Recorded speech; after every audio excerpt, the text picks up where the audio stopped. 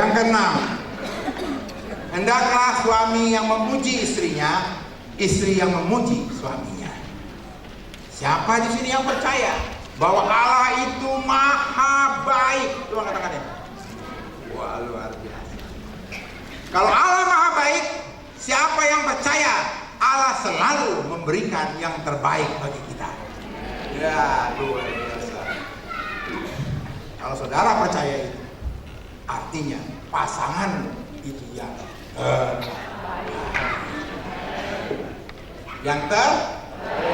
Berarti Allah memberikan suami dan istri yang terbaik bagi.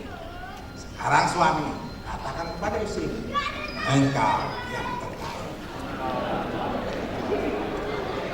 Ya, karena katanya percaya Allah maha baik, katanya percaya Allah memberikan yang terbaik. Kok ngomong sama istrinya aku yang terbaik susah? Bilang sama istrinya, engkau yang terbaik. Nah sekarang istri ngomong sama suaminya, Pak, engkau yang terbaik. Ayo bilang. Ada yang ngomongnya begini. Suami ngomong begini, Ma, engkau yang terbaik untuk saat ini. Gimana sih? Dia yang terbaik karena Allahmu, Allah yang maha baik. Dia memberikan sesuatu yang terbaik bagimu. Pasanganmu yang terbaik. Jangan dengar tipu iblis. Hai keledai-keledai. Saya bukan bilang ke Anda keledai. Saya nggak bilang kepada yang masih juga ditipu iblis masih mau itu keledai. Anda bukan keledai. Nah, saya bilang, hei keledai-keledai. Kalau Anda kan anak-anak Tuhan, nggak mungkin saya bilang masa anak Tuhan saya bilang keledai. Hati-hati. Itu yang terbaik.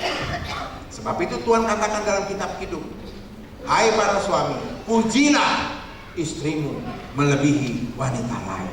Sebagaimana Salomo memuji istrinya dibandingkan wanita lain. Harus jelas. Istriku, engkau cantik sekali. Tanya istrinya, jangan percaya aja. Dibandingin siapa? Siapa tahu bilang, istriku, engkau cantik sekali. Dibandingin siapa, Pak? Dibandingkan orang hutan. Ya jelas. Harus jelas. Dibandingkan siapa?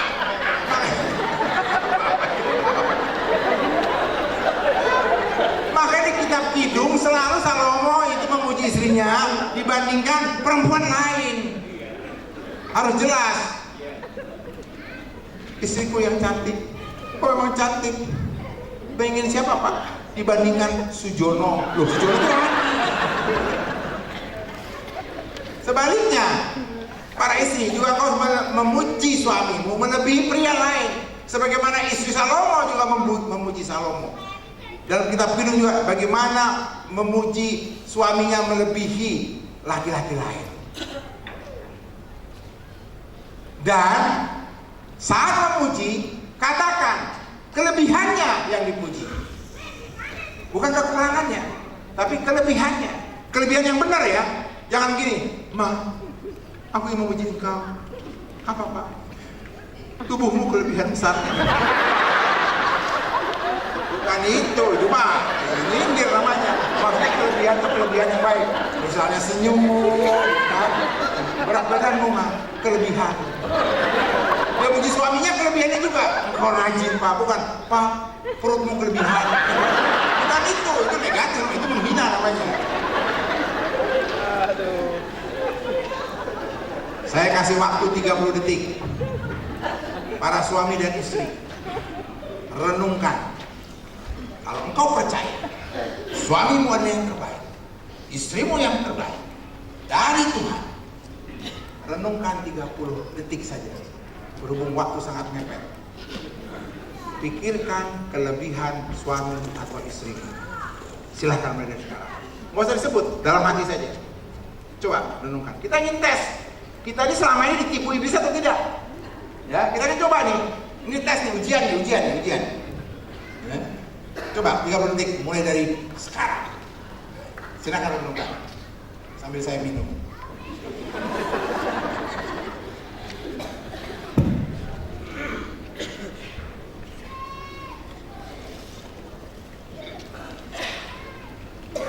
Ayo yang serius. Apa kelebihan suamimu, hai para istri? Apa kelebihan istrimu, hai suami? Jangan diomongin ke pasangannya, renungkan saja. Nggak akan saya tanya apa kelebihan yang pokoknya saudara renungkan dulu apa dalam hati. Kita ingin coba, selama ini kita ditipu iblis atau enggak nih?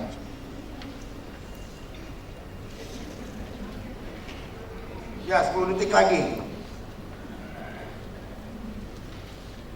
Oke, selesai. Saya ingin tanya pada suami, siapa yang saudara renungkan dalam hati bisa menemukan lebih dari 5 kelebihan istrimu? Coba angkat tangannya. Cuma 1 orang. Bapak datang sendiri atau bapak berdua sama istri? Sama istrinya. Akhirnya dia jujur. Atau istrinya injek kakinya. Bercanda Pak Gembala, maaf. Sekarang para istri, siapa yang menemukan kelebihan suamimu ada 5? Lebih dari 5, angkat tangan. Puji Tuhan, puji Tuhan. Sedikit cuma 2 orang.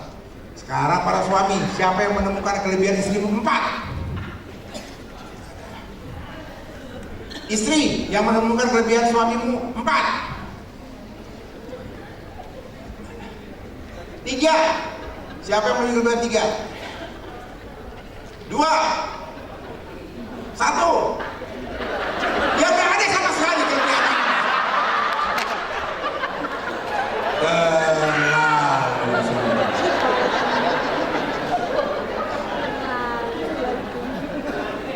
Kalau saya sekarang kasih waktu 30 detik, hai suami istri, pikirkan apa kekurangan dan kekurangan jalan pasanganmu dalam 30 detik.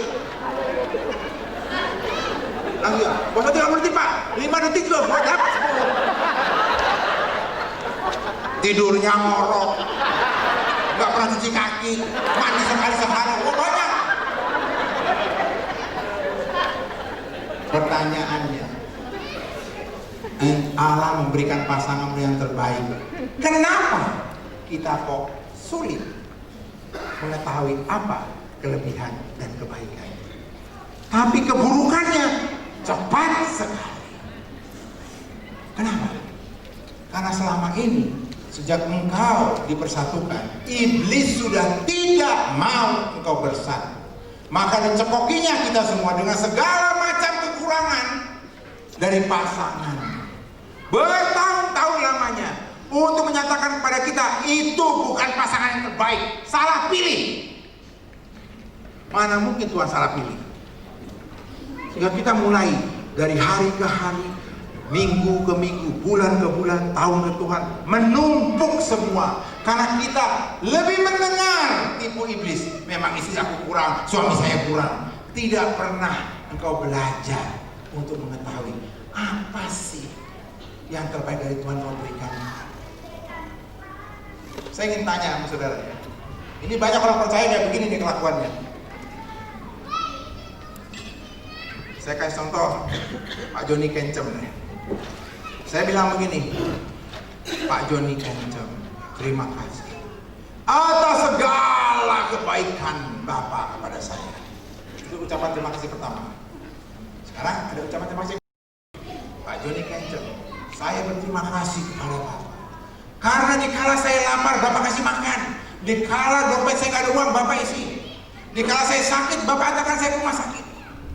Saya ingin tanya, terima kasih mana yang paling tersentuh bagi Pak Joni Kencem? Yang pertama atau yang kedua? Kedua. Nah, saya bisa memperinci apa kebaikan. Kita terlalu terbiasa, Tuhan terima kasih segalanya. Tuhan tanya apa? Ya segalanya lah Tuhan. Ini apa? Mulai keluarnya yang umum-umum. Engkau berikan aku nafas, semua dapat nafas. Ya kan? Engkau berikan aku berjalan, semua berjalan. Tuhan memberikan hal terbaik yang spesifik bagi Anda dan Anda nggak tahu apa. Minimal Anda katakan, Tuhan, Engkau berikan istri. Karena istriku selalu mengurus aku. Kalau aku sakit begini, kalau aku susah, dia begini. Kalau aku suka makanan ini tanpa aku minta dia siapkan. Kalau aku begini. Mulailah belajar Belajar tahu apa sih yang Tuhan berikan saya yang terbaik itu apa. Jangan lihat jeleknya. Teman saya nanya, istrimu bisa masak nggak? Enggak. Bisa nyuci nggak? Enggak. Bisa bersihin rumah nggak? Enggak. Loh, kok jadi istri? Loh memang, aku bukan cari pembantu, aku cari istri.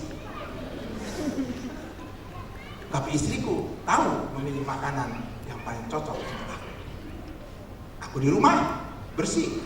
Soal bukan dia yang nyapu, Tuhan kasih berkat sama dia. Cari, bukan saya nggak bisa masak, bukan itu dia. Dia pintar memilih menu. Nah itu dia. Pintar masak tapi nggak enak buat apa?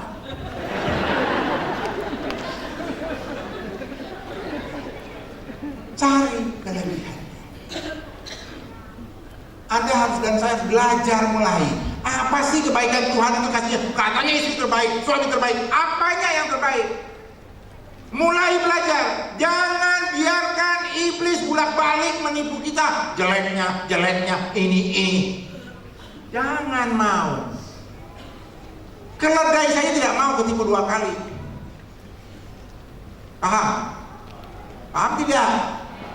Saya ingin tanya para suami, siapa yang mulai sekarang ini mau mulai belajar melihat kelebihan istrinya? Coba angkat tangan.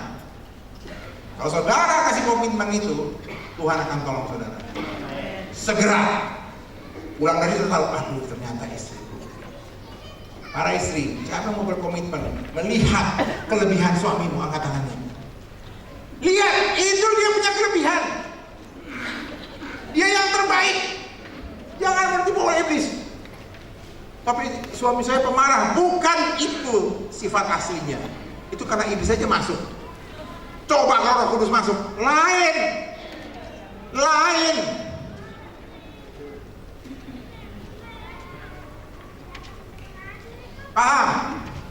Paham nggak selama ini kita ketipu? Susahnya kan 5 kelebihan nggak ada, 4 nggak ada, 3, 2, 1, 0. Kalau saya tanya, siapa yang ambil kelebihan pasangannya? Semuanya angkat tangan. Oh ya, nggak ada kelebihannya Pak. Mulai dari sekarang, ada kelebihannya, nggak mungkin nggak ada. Jangan mulai belajar, jangan lagi mulai melihat-lihat kekurangan-kekurangan. Itu kalau ada kekurangan itu masih iblis. Masa Tuhan katakan begini, waktu menciptakan langit dan bumi dan segala isinya dan manusia, Tuhan katakan, baiklah. Yang diciptakan semua baik. Nanti pasangannya juga baik. Jangan lagi mulai mencari-cari kekurangan, cari kelebihannya. Itu lebih lagi sehingga Anda nanti bisa bersyukur pada Tuhan kan, aduh Tuhan, ternyata suamiku itu. Nah, itu ucapan syukur seperti itulah yang Tuhan ingin dari. Itulah keluarga-keluarga yang dalam kasih karunia Tuhan. Karena dia tahu bagaimana kasihnya Tuhan pada dia sehingga diberikannya pasangan yang luar biasa. Siapa yang percaya Allah kita luar biasa? Coba katakan. Kalau Allah kita luar biasa, dia selalu memberikan yang luar biasa. Termasuk pasanganmu itu yang luar biasa. Karena dia buatan Allah. Aduh. Sampai kapan saya menjelaskan ini supaya saudara percaya? Untung saudara datang. Pujilah, dukunglah kecakapan istri. Hai para suami, sebaliknya para istri, puji, dukung usaha kerjaan suaminya. Jangan, walaupun suamimu kalau di sini apa namanya? Beca yang pakai motor apa namanya? Bentor. Cuman supir bentor. Jangan, puji dia, dukung dia. Sekarang kalau engkau memuji dia, walaupun kerjaannya itu adalah bentor, Tuhan mendengar. Di waktu akan datang, dia akan punya 1 bentor. Di waktu akan datang, dia akan punya 2 bentor. Berikutnya dia akan jadi majikan bentor. 5 tahun lagi, dia jadi agen Honda. Oh benar, karena kau memuji buatannya Tuhan. Kalau kau mencela buatan Tuhan. Dan kau mengutuk dia. Perempuan itu kan tadi udah dikatakan, busuk kan kau ya. Harus puji pekerjaan suami. Ada amin? Ya, jangan sampai kau tidak memuji-muji pekerjaan suamimu. Dan hendaklah kau selalu rindu. Suami istri, rindulah pada pasangan. Kalau rindu itu artinya apa? Saudara, kalau rindu dengan seseorang, saudara artinya apa? Sayang atau tidak? Kan gak mungkin seorang istri ngomong gini ke suaminya, "Pak, aku rindu deh." Sama siapa, Pak? Sama perampok yang gak mungkin kan? Soalnya itu memang disayangi kan? Saudara masih untuk pacaran? Ini si perempuan diantar ke rumahnya. "Dek, saya antar ke rumah ya." "Iya." Dadah. Jalan keluar. Baru 1 menit itu perempuan telepon, "Kak, kakak di mana?" "Baru saya melangkah." "Oh iya Kak, hati-hati." Semenit lagi telepon lagi, "Kak, di mana Kak?" "Baru keluar gerbang." Kan dia rindu. Karena dia sayang banget nih sama si laki-laki ini. 13 menit telepon lagi, "Kak, di mana?" "Baru di jalan, lagi nunggu kendaraan umum." 4 menit lagi telepon, "Kak, di mana?" "Baru naik kendaraan umum." Dia menit di telepon. Menit kelima dia telepon, "Tulalin, pulsa Anda habis." Karena apa? Dia rindu sekali. Saya itu sering sekali nelpon istri saya, "Mah, di mana?" "Yang di mana?" "Oh, lagi di sini, lagi di sini." Dia juga nanya, "Makan siang di rumah nggak?" "Nggak." "Makan siang di mana?" Saya kasih tahu. Itu artinya masih rindu. Jadi para suami, para istri, kalau sampai suamimu tidak nelpon-nelpon, mau pulang sekolah, nggak pulang nggak apa-apa. Hati-hati, dia udah nggak rindu lagi. Sebaliknya, kalau istri nggak mau nanya suaminya di mana, hati-hati, dia udah nggak rindu lagi. Rindu itu namanya sering berhubungan, karena memang engkau saling mengasihi. Amin. Seorang manusia hidup sendiri, maka kuciptakanlah penolong. Jadi Tuhan katakan di sini dalam Amsal, siapa dapat istri dapat sesuatu yang baik. Karena kalau nggak ada istri, Tuhan katakan tidak baik. Dan ia dengan aman Allah. Dan kembali si istri, dialah yang menjadi refleksi kebanggaan dari suaminya. Amin. Amin. Yang ketujuh, saya nggak akan bahas lebih dalam ini. Janganlah suami istri saling mengucapkan kata-kata yang sia-sia. Kenapa? Tuhan katakan begini dalam Matius 12 ayat 3-37. Yesus berkata, setiap kata sia-sia yang diucapkan harus dipertanggungjawabkan di hari penghakiman. Dan menurut ucapanmu engkau akan dibenarkan atau dihukum. Pada saat penghakiman nanti, sedikit firman Tuhan yang menyatakan kriteria saat penghakiman nanti. Antara lainnya ini, ukuran yang akan dipakai Tuhan adalah kata sia-sia yang telah diucapkan. Sebab itu jangan sembarangan suami istri saling mengucapkan kata sia-sia. Sebenarnya ada 10 kata sia-sia, tapi saya tidak akan bahas dalam sini. Contohnya adalah marah. Itu kata sia-sia menurut firman Tuhan. Maka itu Tuhan katakan dalam Kolose, buanglah segala marah, geram, fitnah, kata-kata kotor, kosong, sembrono, yang menyakitkan, mengutuk, bersungut, dusta, itu semua kata-kata sia-sia. Saudara mungkin tidak memaki kepada istrimu, tapi membuat istrimu tidak nyaman. Itu juga kata sia-sia. Makanya Tuhan katakan, hendaklah kata-katamu yang membuat orang ada damai, sejahtera, sukacita. Jangan sembarangan kalau ngomong sama istri. Contoh nih, seorang istri tahu rempeyek nggak? Sini tahu rempeyek nggak ya? Berhubung mereka dari keluarga miskin, jadi tepung terigunya itu sedikit. Maka dibuatlah rempeyek, digoreng sama istrinya. Tapi namanya tepung terigunya tipis kan, artinya gampang apa? Pecah kan? Jadi istrinya sambil digoreng bilang gini ke suaminya, "Pak, ini tepung terigunya ketipisan, jadi kurang enak nih, harusnya yang tebelan sedikit dong, jadi enak makan rempeyeknya." Suaminya jawab, "Kalau mau tebel makannya itu sandal." Kata-kata kayak begitu. Dia tidak memaki istrinya kamu bodoh, enggak. Tapi dengan kata-kata, kalau mau yang tebal makanya itu sandal. Nah itu dia tidak memaki istrinya. Dia suruh makan sandal. Itu nggak nyaman istrinya kan? Jadi hati-hati, jangan asal ngomong seperti itu, menyakitkan. Seorang istri ngomong gini ke suaminya, kamu tuh suami ya, yang tidak pernah bisa mengambil keputusan yang tepat. Selalu keputusanmu salah terus. Ngomong itu ke suaminya. Dia nggak bilang maki suaminya bodoh, tapi bilang kau tidak pernah bisa mengambil keputusan yang benar. Selalu salah. Dia ngomong gitu ke suaminya coba. Nggak nyaman suaminya. Akhirnya suaminya menjawab, benar mah. Saya tidak pernah mengambil keputusan yang tepat. Contohnya itu saya pilih kamu.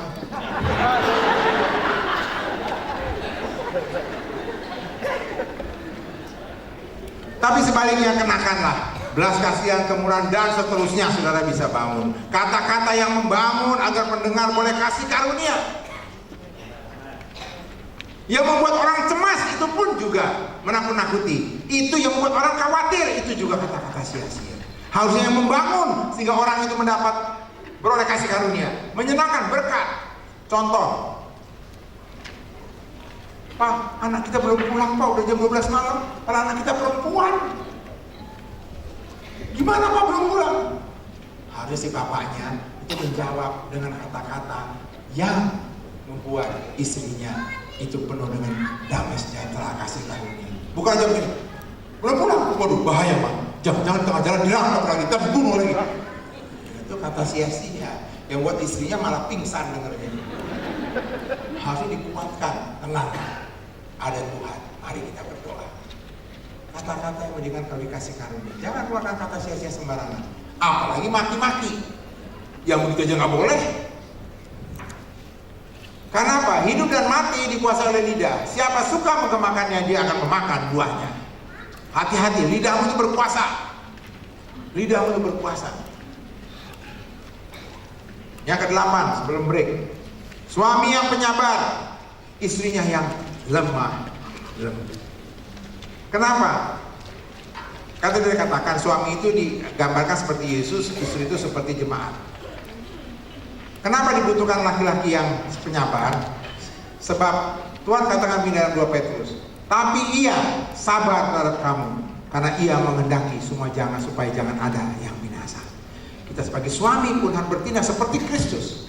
Kita sabar karena kita ingin istri kita tidak binasa, tapi selamat semuanya. Ingat engkau imam. Sementara si istri harus yang lemah lembut. Perhiasanmu ialah manusia batinnya yang tersembunyi dengan perhiasan yang tidak binasa, yang berasal dari roh yang lemah lembut dan tentram, yang sangat berharga di mata Allah. Bayangkan, suaminya sabar, istrinya lemah lembut. Di rumah itu semut lewat pun terdengar, karena suaminya sabar. Ya, istrinya ngomongnya pun lemah lembut. Semut lewat aja kedengeran, ya ada semut lewat. Dari mana? Kedengeran tuh langkahnya. Nah, si suaminya begitu sabar, tidak emosi, tidak marah-marah. Istrinya pun bicara lemah. Itu yang Tuhan inginkan. Itulah keluarga dalam kasih karunia seperti itu. Nah, Tuhan katakan, jawaban diberikan tepat waktu dan membawa sukacita. Seperti itulah orang-orang penyabar. Jangan seperti yang tadi suruh makan. Kalau mau tebal makannya sandal. Itu nggak tepat jawabannya. Harus tepat waktu dan bawa sukacita. Sementara istri lemah lembut, perkataannya harus tepat waktu, teguran juga harus bijak. Dan lemah lembut itu isinya dan caranya. Ya, lemah lembut itu isi dan caranya. Ya, siapa sini orang Jawa? Coba katakan orang Jawa. Ada orang Jawa sini. Nah, orang Jawa kan terkenal halus. Ya kalau ngomong dia halus, lemah lembut. Halus kan? Kamu brengsek. Lemah lembut. Lemah lembut loh. Saya nggak tahu, tapi ini tidak begitu. Lemah lembut caranya, isinya ngelekit. Sementara orang Batak, ya, sini dulu kau itu orang Batak manggil itu, sini dulu kau. Cantik kali kau.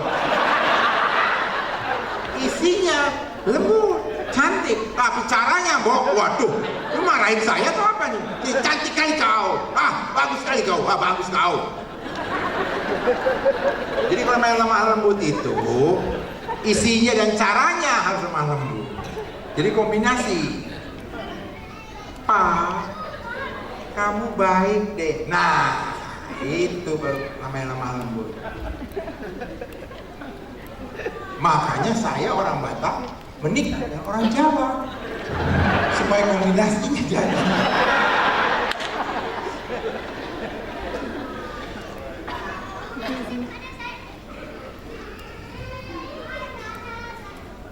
Jangan lekas naik darah. Itu orang sabar. Namanya sabar itu tidak naik cepat naik lekas naik darah. Karena naik darah itu buahnya nanti marah. Jadi dia tuh harus sabar. Sementara istrinya jangan yang suka bertengkar. Karena kalau bertengkar itu jadi marah. Jadi jangan sampai si suami dari kantor mata pulang mau hajar istri. Mau marah-marah mas. Sementara istri di rumah nunggu. Begitu nongol, gua ajak berantem sama suami. Apa nggak kacau tuh matanya? Dua-duanya siap-siap untuk bertarung. Ditelepon, papa di mana? Kok belum pulang? Berapa lama lagi pulang? Papa beko. Si istrinya tuh telepon begitu ingin tahu, siap-siap. Kalau 5 menit lagi, gua siapin nih. Golok. Bayangkan Tuhan ingin yang penyabar, suaminya istri lemah lembut. Jangan yang lekas naik darah, tapi yang istrinya juga yang tidak suka bertengkar. Dalam satu kebaktian, tiba-tiba awan asap hitam muncul. Keluarlah iblis. Pendetanya lari. Jemaatnya putar haji. Ada iblis muncul. Kecuali sepasang suami istri tetap berdiri di depan dengan tenang. Si iblis bilang, hei suami, kamu gak takut sama saya? Tahu gak siapa saya? Tahu. Kamu iblis? Kamu gak takut? Enggak. Kenapa? Ya saya sudah menikahi adikmu 20 tahun. Tunjuk istrinya ya. 20 tahun dan itu sekali. Lihatnya si bisa nanya sama si perempuannya. Nah kamu gak takut? Kenapa? Lah, kamu udah menikahi sobatmu ini 20 tahun. Keturunan iblis dua-duanya. Jangan sampai begitu. Kita bukan orang-orang seperti itu. Jangan ada seorang suami yang kerjanya tuh lekas naik darah. Sehingga si istrinya tuh stres. Maka si istri datang ke gembala. Pak Gembala, suami saya suka cepat marah. Lekas naik darah bagaimana? Ini udah dinasihati Pak Gembala nggak mau juga. Maka Pak Gembala lagi, mari kita ziarah ke Yerusalem. Ya kan? Siapa tahu di Yerusalem dia bertobat. Dibawalah ke Yerusalem. Sampai Yerusalem bukan tambah baik, tambah cepat naik darah. Angkat kopernya mah, angkat kopernya nggak kuat. Sangat marah lekas naik darah suami. 3 hari Yerusalem, mati nih suami. Darah tinggi kan suka marah. Maka si istri bilang gini kepada gembalanya, Pak Gembala, kita bawa suami saya pulang ke Jakarta. Dikubur sini aja di Yerusalem. Ongkosnya mahal bu, dikirim ke Jakarta. No problem lah, kirimkan sajalah ke Jakarta. Waduh, ibu ternyata walaupun suka dimarahin, ternyata sayang sama suami. Tetap jenazahnya mau dibawa ke Jakarta dimakamkan. Oh bukan Pak, kalau dimakamkan di sini 3 hari kemudian dia bangkit, repot saya.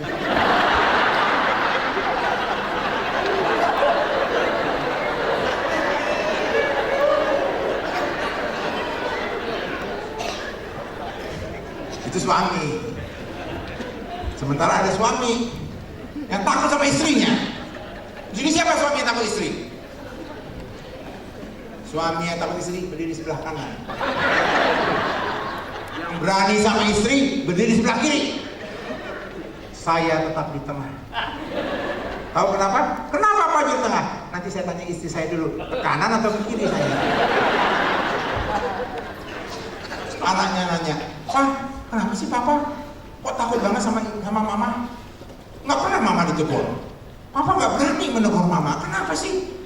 Begini nak, ini kejadiannya pada saat tahun pertama kita menikah. Oh kenapa Pak? Mama naik kuda. Begitu naik kuda sama kudanya dilempar. Mama jatuh. Terus mamanya bilangin ke kuda, 1 kali ya kuda, naik lagi dia. Dilempar lagi sama kuda, jatuh. 2 kali ya kuda, naik lagi dia. 3 kali, dilempar lagi, jatuh. Ambil pistol, ditembak ke kuda, der, mati. Terus gimana Pak? Saya bilang sama Mama, apa-apaan sih kok kuda ditembak? Mama bilang gini ke Papa, 1 kali ya Pak. Jadi Papa takut, jadi kedua kali Papa tembak lagi.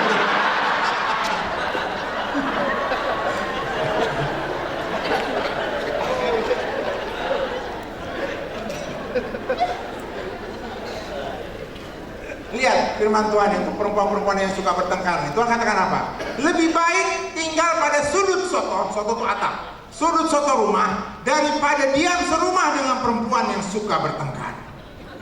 Bayangkan, Tuhan katakan lebih baik tinggal di atap rumah daripada hidup bersama perempuan yang suka bertengkar. Jadi hati-hati para istri. Kalau tiba-tiba di rumah suamimu ambil tangga, mau kemana Pak? Bukan ke rumah. Hati-hati, hati-hati. Dia bilang lebih baik gua di atas daripada hidup sama kau.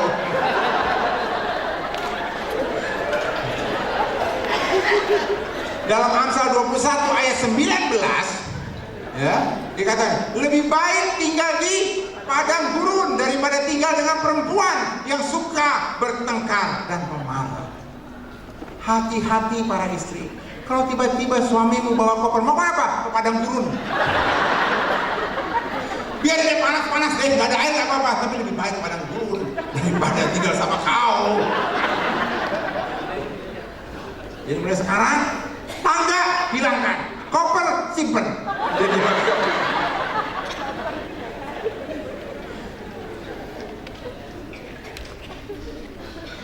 suami yang sabar itu yang memadamkan perbantahan.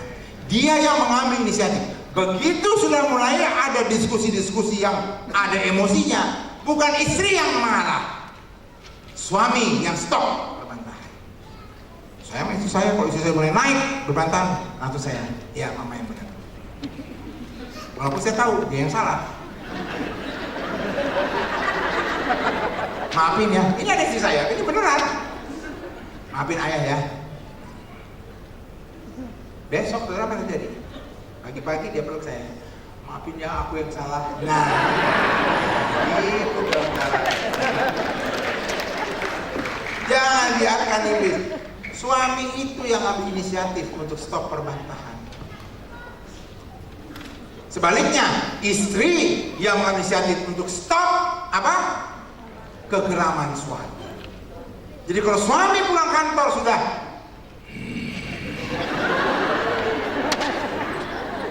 ambil inisiatif stop.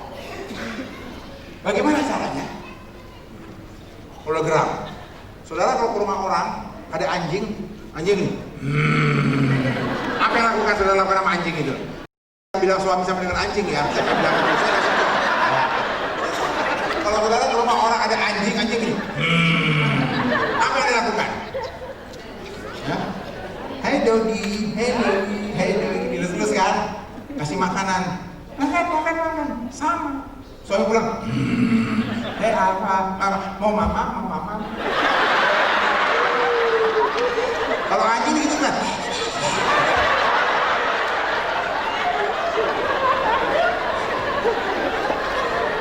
Tapi kalau anjing lagi geram, ada gini, ayo, diterkam. Jadi kalau suami bilang, jangan dipancing-pancing, diterkam Anda nanti. Elus-elus, apa Pak? Mau makan Pak? Sekali lagi, jangan salah terima. Saya tidak bilang suami itu anjing ya. Ini contoh saja. Tuhan katakan redakanlah kegeraman, ambil inisiatif. Ya, jangan dipancing-pancing. Kalau suami udah mulai naik darah, redakan. Hanya istri yang bisa dengan lemah lembut. Jangan dipancing-pancing lagi, makin nanti geramannya keluar jadi marah. Paham? Jangan pulang ke istri, jangan bilang suami mancing, awas ya. Tetapi orang yang sadar, yang sabar memadamkan perbantahan, dan jawaban lemah lembut meredakan kegeraman, sementara yang pedas akan membangkitkan marah. Begitulah Tuhan katakan. Makanya kalau sudah geram, keluarlah kata-kata yang lemah lembut. Isinya dan caranya. Ingat itu, isi dan cara, bukan hanya caranya, tapi isinya nyelekit. Lemah lembut di situ isinya. Dengan kesabaran, seorang penguasa bisa diyakinkan. Jadi para suami, kalau kau ingin meyakinkan istrimu, sabarlah. Dengan sabar itu kau bisa meyakinkan istri. Sementara itu, lidah lembut bisa patahkan tulang. Tulang itu keras, sekeras apapun suamimu, Tuhan janji bisa itu dipatahkan. Amin. Langsung tuh suami kelepok. Mau galaknya kayak apa, kerasnya kayak apa, begitu ketemu istri yang lemah lembut, kelepok. Segaran apapun tentara, suaminya tentara digarang sekali. Waduh, kalau ketemu musuh orang takut. Ketemu istri yang lemah lembut, kelepok. Pasti dia kelepok. Itu kata siapa? Kata Tuhan. Jawaban lemah lembut bisa mematahkan tulang. Tulang itu keras.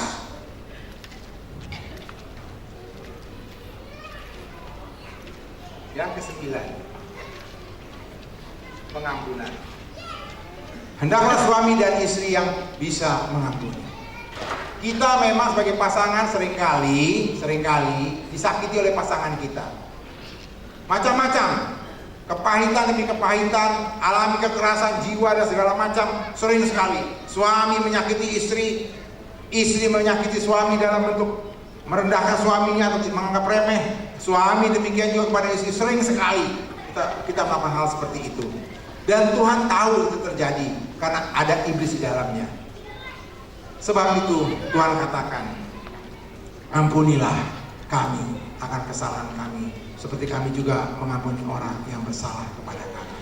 Tuhan katakan begitu. Artinya, kalau ingin dosamu diampuni, ampuni dulu orang lain. Dalam hal ini pasanganmu. Kalau engkau ingin diampuni, ampuni dulu pasanganmu. Dan kalau saya minta kepada Tuhan, Tuhan ampunilah aku. Tuhan hanya punya 9 kualitas pengampunan, yang kita juga akan minta kepada Tuhan dengan kualitas yang sama. Kualitas pengampunan Tuhan yang diberikan kepada kita haruslah sama dengan kualitas pengampunan yang kita berikan juga kepada pasangan kita. Apa itu? Yang pertama, sekalipun dosamu merah seperti kirmisi, akan menjadi putih seperti salju. Sekalipun berwarna merah seperti kain kesumba, akan menjadi putih seperti bulu domba. Jadi sekali engkau mengampuni istri atau suamimu, harus diputihkan, tidak ada lagi noda. Kalau engkau akan mengampuni pasanganmu seperti itu, maka Tuhan pun mengampuni engkau seperti itu. Dan kalau engkau minta kepada Tuhan pengampunan dengan kualitas seperti ini, engkau sampaikan juga kualitas yang sama kepada pasangan. Tidak ada bekas, putih. Kalau baju kena tinta, baju putih kena tinta, dibersihkan putih lagi. Seperti baju yang cuci pakai rinso warna, putih lagi. Yang kedua, dibersihkan dan ditarikan dari seluruh kesalahan, bukan sebagian. Tuhan ampunilah dosaku. Dari tahun 1990 sampai 2010, 2019 kalau usah diampuni, nggak bisa. Tuhan itu mengampuni seluruhnya. Maka engkau harus mengampuni pasanganmu juga seluruhnya, bukan sebagian. Bukan sebagian. Itu kualitas Tuhan. Yang ketiga, dihapus, bukan dicoret kesalahannya, dihapus. Kalau dicoret masih kebaca, kalau dihapus itu hilang, nggak kelihatan lagi. Begitulah Tuhan mengampuni kita, dihapuskannya. Artinya kita pun harus melakukan hal yang sama kepada pasangan kita. Hapus, jangan dicoret. Kesalahan kita tidak diperhitungkannya, tidak dihitung-hitung lagi. Kalau timbangan nih, ada yang bilang begini, sebelah kanan tuh menghitung kebaikan, sebelah kiri itu adalah menghitung kesalahan. Kalau firman ini katakan, kesalahan itu, batu timbangan kesalahan jangan diperhitungkan, artinya diapakan? Dinolkan, maka timbangannya berat kemana? Kepada kebaikannya saja.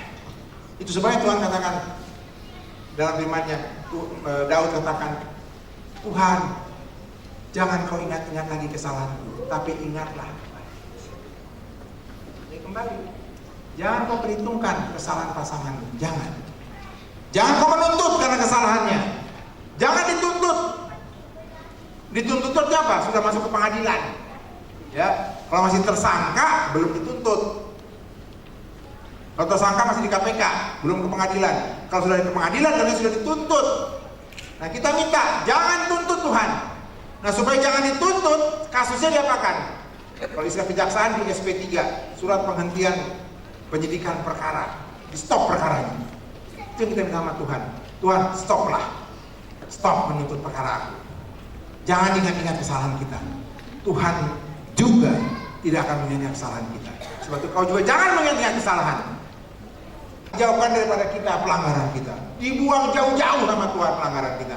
Hal yang sama juga sudah dilakukan pada pasanganmu. Dijauhkan.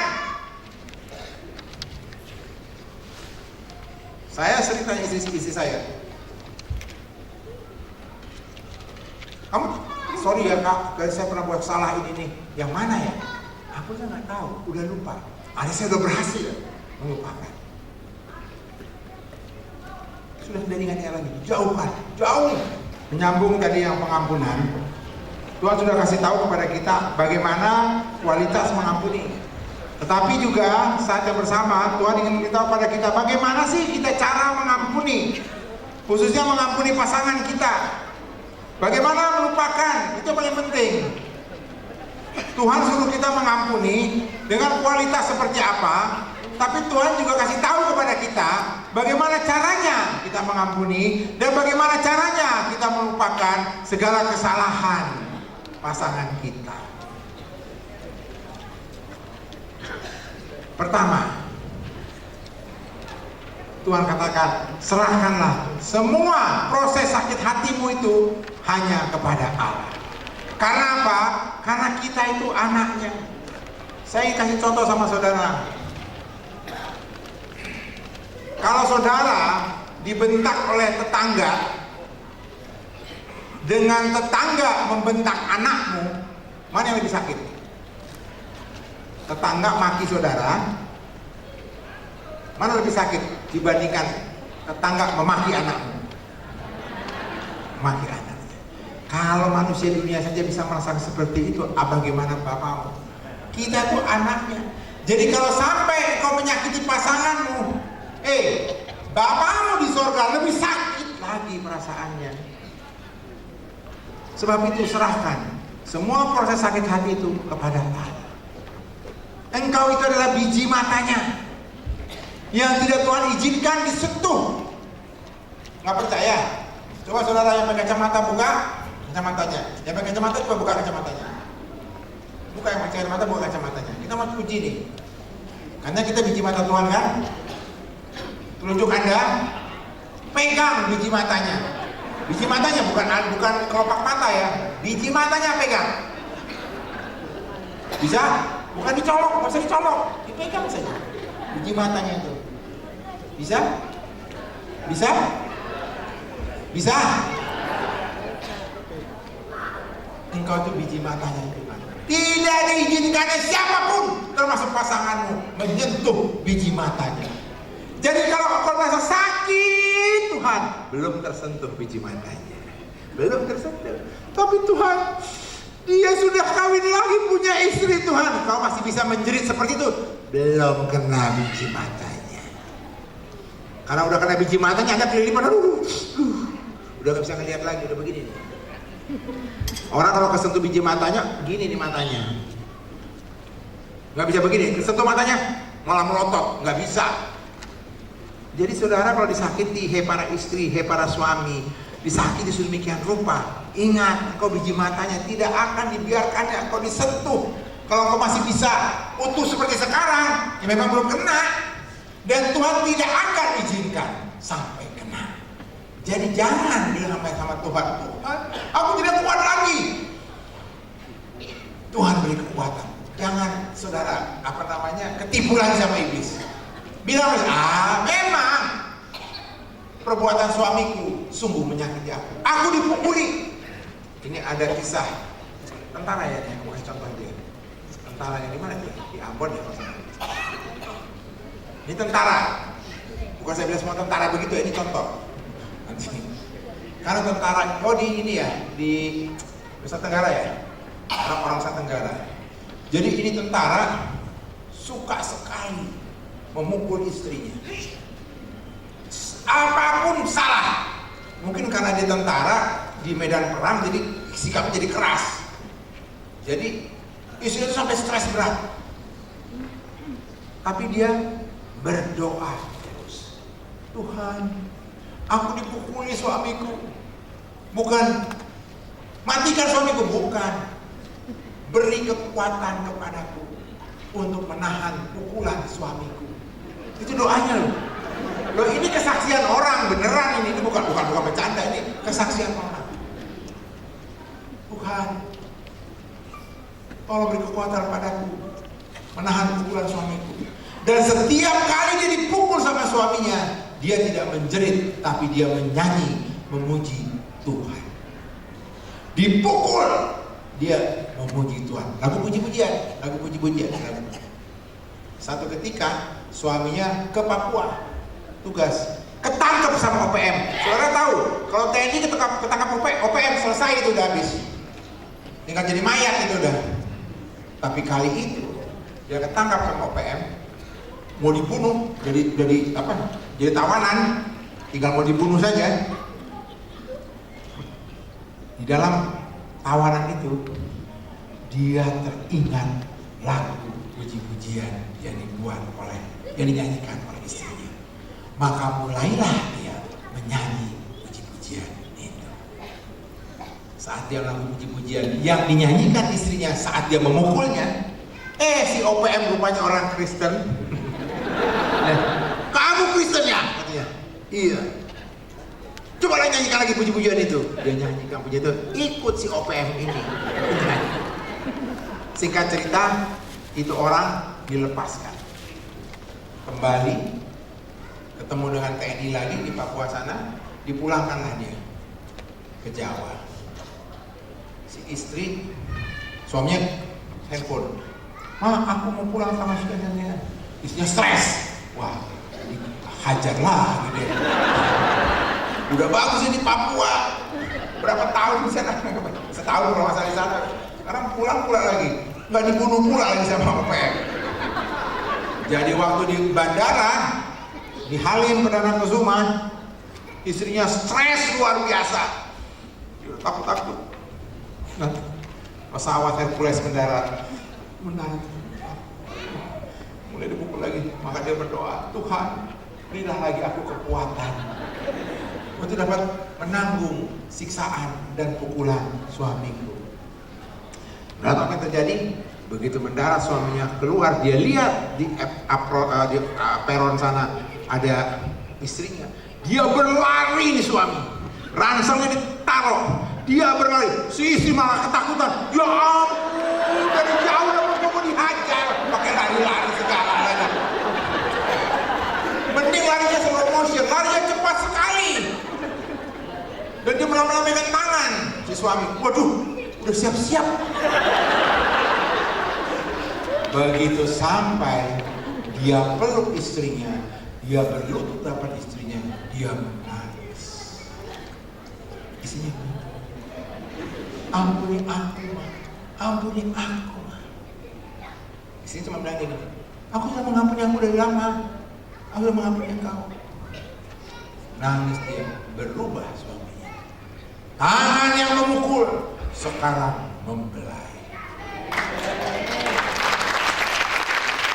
Ini kejadian benar, bukan saya ngarang-ngarang. TNI itu, tapi bukan cuma TNI loh. Mukul, jangan dianggap mukulnya orang anak Tuhan di sini. Ya kan? Mau nembak musuh aja, Tuhan juga tembak kan nih.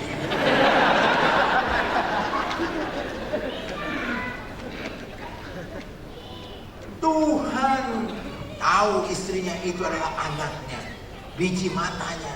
Dia tidak membiarkan biji matanya disentuh. Karena dipukul oleh suaminya, Tuhan sakit. Istri dipukul, aduh sakit. Tuhan, aduh anakku dipukul. Saudara yang disakiti oleh suami atau istri, gak usah khawatir. Bapakmu tidak buta, tidak tidur dia melihat. Ada saatnya nanti, di mana saat dipulihkan mereka luar biasa.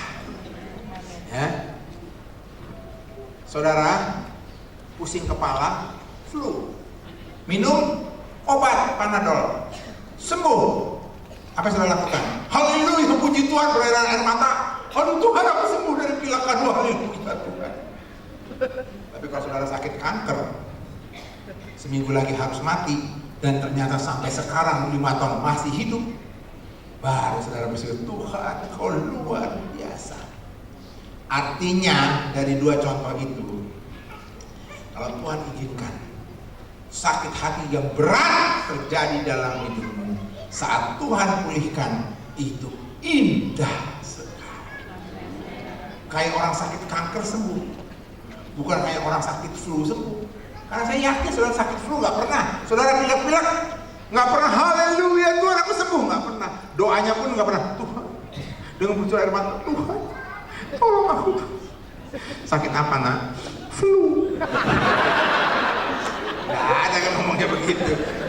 Tuhan, ginjalku tidak berfungsi. Nah, saudara berdoanya dengan luar biasa. Begitu sembuh, haleluya, ginjalku berjalan lagi dengan normal. Jadi kalau engkau disakiti, Tuhan pulihkan, itu rasanya luar biasa. Seperti TNI tadi, si istri merasakan, dia tidak lagi merasakan pukulan-pukulan itu. Dia mungkin ribuan kali pukulan, dengan 1 kali pelukan suaminya, luput semua itu, hilang. Begitulah cara Tuhan bekerja. Jadi jangan khawatir, ya, jangan khawatir ya. Dia lebih sakit, ya, ingat. Yang kedua caranya, ubah mulai sekarang cara pandang kita semua terhadap sakit hati dan orang-orang yang menyakiti kita. Karena di balik proses sakit hati itu ada siapa? Ada iblis. Ini yang sering kita lupa. Kita anggap suami kita yang menyakiti kita, istri kita yang menyakiti kita. Tuhan mempersatukan kita bukan untuk saling menyakiti. Tadi untuk apa? Untuk memuliakan namanya dan untuk menikmati berkatnya. Bukan untuk saling menyakiti. Kalau sampai berubah saling menyakiti, ada satu oknum yang kurang ajar yang namanya iblis. Sadar dong. Kok gak sadar? Keledai itu memang gak sadar. Kita bukan keledai, sadar dong. Kalau sampai saudara lihat, suamiku kok jahat banget sama aku sih, gak punya perasaan, gak punya perhatian. Bukan suamimu, ada iblis di belakangnya. Usirlah. Siapa? Jangan suaminya. Saya memang belum melakukan kalau istri saya tiba-tiba kurang perhatian atau apalah ya. Saya nggak pernah coba. Saya bilang ke saya, hei iblis, kenyang dong. Belum. Nggak pernah. Saya nggak pernah begitu soalnya. Tapi sekali kalau suamimu itu misalnya udah keterlaluan, Pak, sebelah saya.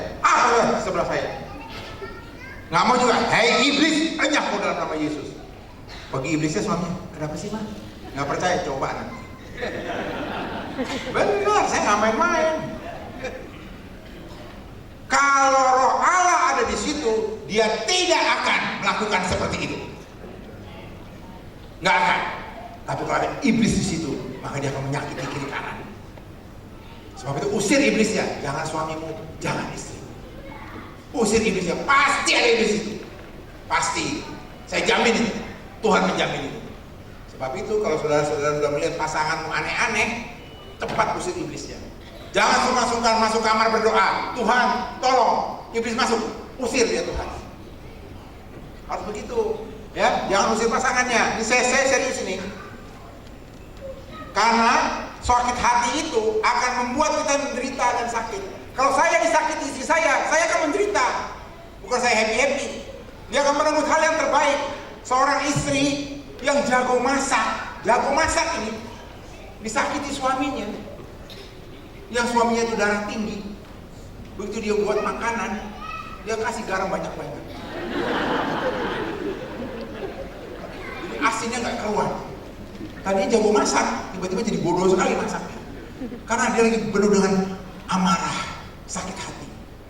Jangan mau lagi ditipu oleh iblis. Sakit hati itu di belakangnya adalah iblis. Cepat usir itu jauh-jauh. Itu meracuni kita dan membuat doa kita tidak didengar. Sebab itu, ingat, jangan lagi tertipu oleh iblis. Kalau mulai hari ini suamimu atau istrimu masih kurang perhatian, makanya usir tuh iblis, minta Roh Kudus datang. Karena memang pada dasarnya engkau itu buatan Allah, dua-duanya diperuntukkan Tuhan untuk memuliakan Dia dan menikmati berkat. Dalam Mazmur dikatakan, aku ciptakan untuk memuliakan Tuhan. Bagaimana mungkin suami istri saling menyakiti memuliakan Tuhan? Gak bakal bisa. Tapi suami istri yang di dalam kasih karunia Tuhan itu akan pasti bisa memuliakan Tuhan. Jadi jangan lagi terpengaruh tipu iblis. Dan jangan membalas. Karena membalas itu adalah haknya Tuhan. Dimaki sama istri atau dimaki oleh suami, jangan dibalas. Karena pembalasan itu adalah haknya Tuhan. Kalau saudara membalas, sama dengan saudara tidak percaya Tuhan akan memberikan keadilan. Saudara membatasi, Tuhan berkarya. Itu haknya Tuhan yang membalas. Tapi jangan juga saudara begini, Tuhan, aku disakiti oleh suamiku.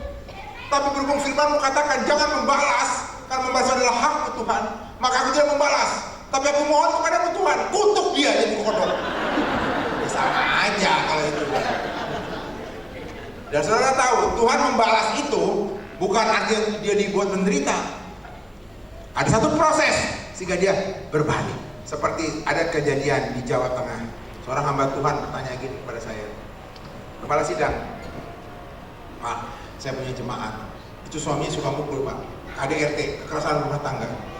Saya jadi khawatir ini istrinya ini bisa-bisa besok mati nih, dipukulin.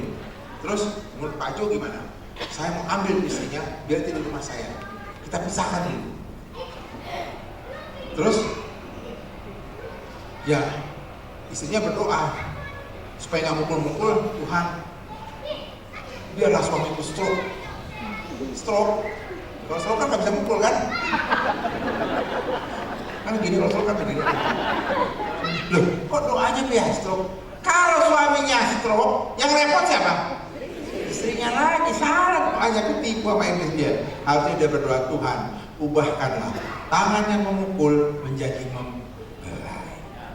Bukan dikutuk istri suami jadi stroke. Nanti kalau nggak stroke, kamu juga repot lagi ngurusnya. Ini kejadian di. Jadi jangan saudara membalas itu dengan hal-hal yang buruk. Harusnya Tuhan akan mengatakan hal yang lebih baik. Paulus masih membunuh kiri kanan, tapi Tuhan pakai dengan luar biasa. Itu lebih indah daripada hukum mati dia. Begitu cara Tuhan. Dan mulailah sekarang yang ketiga, fokuslah kepada apa yang akan kau dapat kalau kau mengampuni.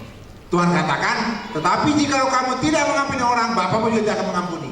Kalau kau mengampuni, maka kau diampuni. Jadi saya mengampuni pasangan saya akan mendapatkan pengampunan dari Allah. Pengampunan itu, adik-adik, tenang ya adik, manfaatnya kita mengampuni itu bukan untuk orang yang diampuni, tapi untuk saya yang mengampuni. Perhatikan sekali lagi, kalau saya mengampuni pasangan saya, itu manfaatnya untuk saya, bukan untuk yang diampuni. Saya, karena dosa saya diampuni. Paham nggak sampai sini? Sekali lagi, jangan kita tertipu lagi soal sakit hati oleh pasangan kita. Itu di belakangnya semua adalah iblis. Jangan kau lihat suamimu seperti iblis, jangan kau lihat istrimu sebagai iblis. Dia bukan iblis, dia buatan Allah, dia yang terbaik bagimu. Kalau sampai sekarang dia kurang ajar, itu pasti ada iblis masuk di situ. Karena sebelumnya dia kasih kesempatan iblis masuk. Dalam Efesus 4:27 kan tadi dikatakan jangan beri kesempatan. Berhubung sempat kasih kesempatan, masuklah iblis. Jangan. Hati-hati. Cabutlah akar kepahitan. yang ada di dalam keluarga itu. Namanya akar itu di bawah tanah, nggak bisa kelihatan. Sebab itu kita harus minta tolong Tuhan untuk mencabut akar kepahitan itu. Bukan memotong pohonnya atau buahnya atau daunnya, karena begitu potong buah pohonnya, besok tumbuh lagi. Suami saya ini suka marah, maka dinasihati supaya jangan marah, jangan. Tapi akarnya masih ada, besok tumbuh lagi, 6 bulan lagi tumbuh lagi, kumat lagi, setahun kemudian kumat lagi. Kita tolong pada Tuhan supaya akar kepahitan itu dicabut oleh Tuhan. Ada di antara kita di sini yang masih punya akar kepahitan. Kelihatan dari mana? Dulu dia bertobat, lama-lama kumat lagi penyakitnya. Itu bukan apa? Karena akar kepahitan masih ada. Itu dicabut, harus dicabut. Dari mana akar kepahitan itu timbul? Karena dulunya dia punya sakit hati, dipendam oleh setan, dipupuki, bertumbuhlah dia. Sebab itu jangan simpan sakit hati, karena itu kelak akan menjadi akar kepahitan. Di sini, saudara yang pernah sakit hati dengan pasangan harus dicabut itu, harus dibuang. Itu racun yang Tuhan, yang iblis taruh. Dan hari ini Tuhan mau cabut. Tapi bagaimana Tuhan mau cabut kalau saudara nggak izinkan dicabut? Siapapun saudara, kelihatan kok dari hidup. Mungkin di depan umum kelihatan saudara pasangan yang harmonis. Tapi Tuhan tahu. No. Ada sesuatu. Akibatnya apa? Turunanmu ini terimbasnya nanti. Anak-anak itu bisa pekal melihat orang tuanya. Ada seorang bapak yang di depan istrinya, dia seorang suami yang setia.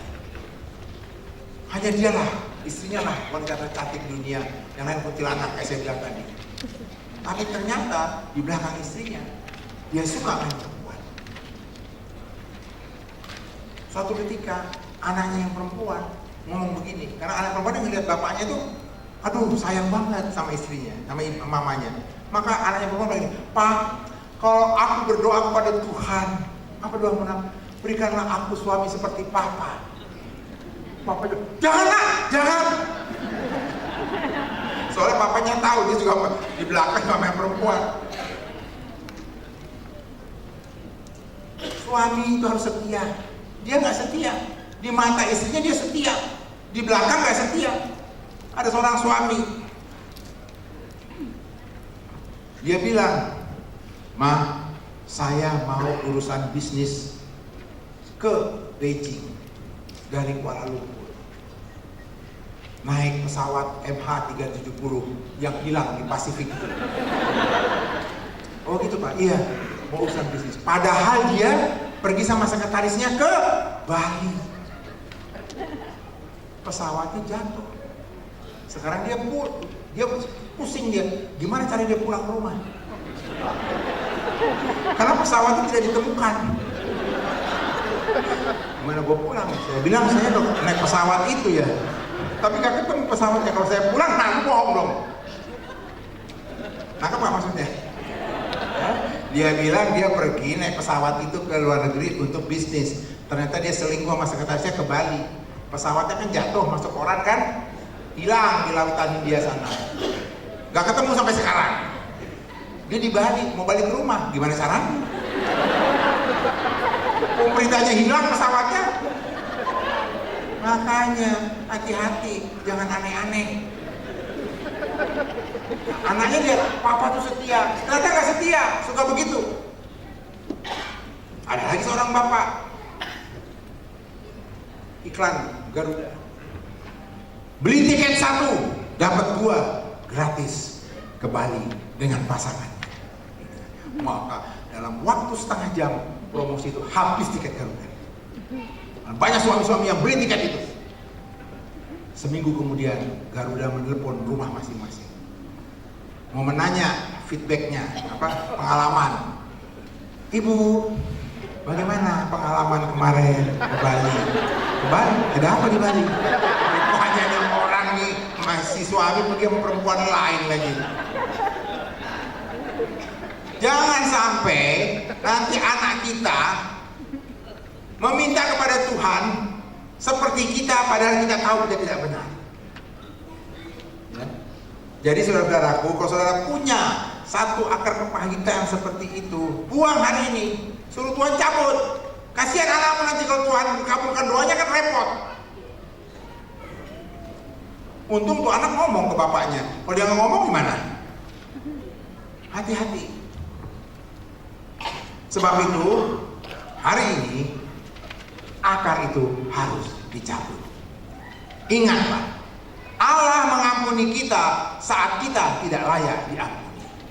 Bahkan sebelum kita minta ampun. Saya kasih contoh, saat Yesus disalib terakhir kali, dia berkata, Bapa, ampunilah mereka. Itu yang nyalibin dia, gak ada yang minta ampun sama dia, gak ada yang minta maaf. Udah disalib, maaf ya, gak ada. Semualah ketawa-ketawa.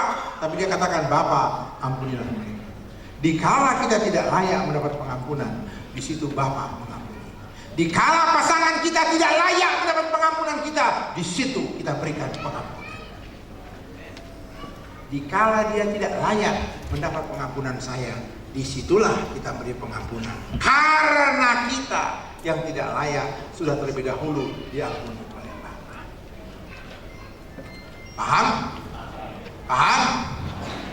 Kalau pengampunan itu jalan, itu ada saudara-saudara di dalam kasih Tuhan, maka Tuhan yang bekerja selanjutnya pada keluarga ini. Amin. Yang terakhir, ini inti dari 1 sampai 9.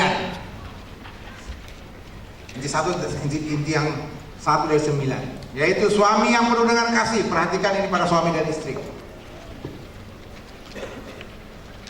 Suami yang penuh kasih, istri yang tunduk dan patuh pada suami.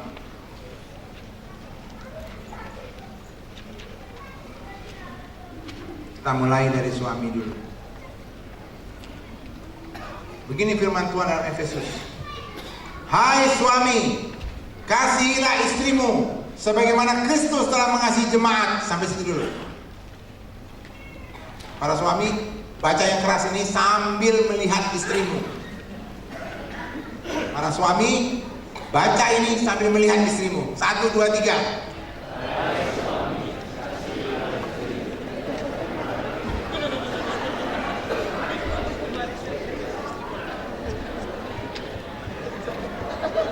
Hai suami, kasihilah istrimu sebagaimana Kristus sudah mengasihi jemaat. Pertanyaannya, Tuhan sudah memberikan standar kepada para suami. Hei suami, kasihilah istrimu itu dengan standar seperti aku telah mengasihi jemaat. Pertanyaannya, bagaimana Yesus mengasihi jemaatnya? Ya kan standarnya itu kan? Seperti apa sih? Yesus mengasihi jemaatnya dengan mengaruniakan yang terbaik dan paling berharga dalam dirinya, bukan nyawanya. Sekali lagi, yang berharga dari Kristus dipersembahkan pada kita bukan nyawanya. Karena kalau ngomong nyawa, pahlawan juga kasih nyawa.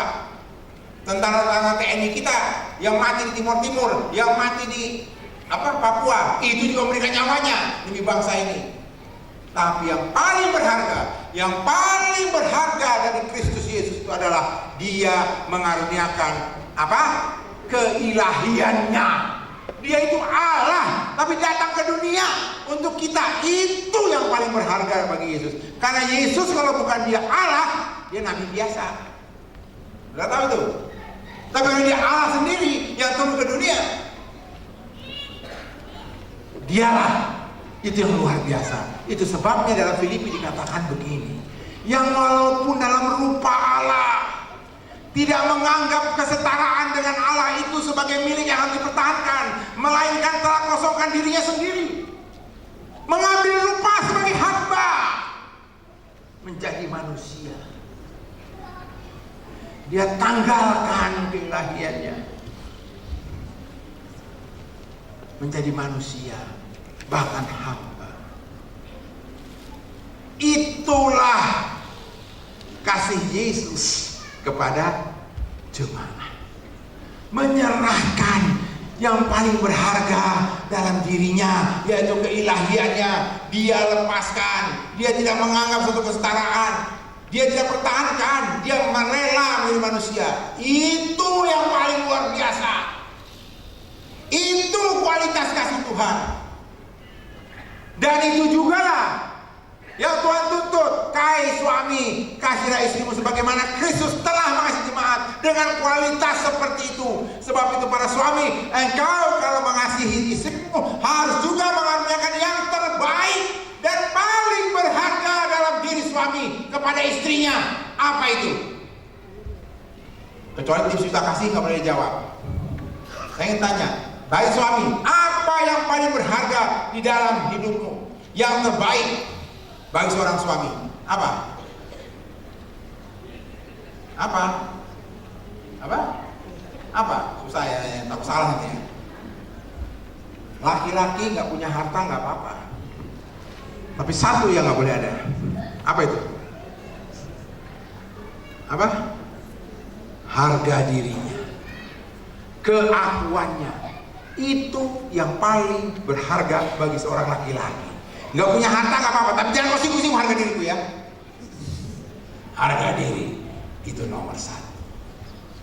Keakuan itu nomor satu. Aku.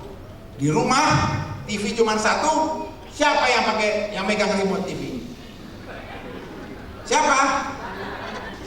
Enggak, bukan anaknya, suami sama istri, antara suami sama istri. Kalau ada suami istri di depan TV, siapa yang megang remote? Tegas dia bilang, suami. Koran datang pagi-pagi, siapa yang baca koran pertama? Apa dikira istri nggak mau baca koran apa?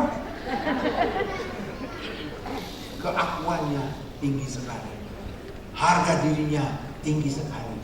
Itu yang Tuhan tuntut kalau engkau mengasihi istrimu dengan kualitas seperti itu. Aku saja yang Allah, demi kau jemaat, aku tanggalkan itu kesetaraan aku itu, dan aku siap menjadi hamba bahkan manusia.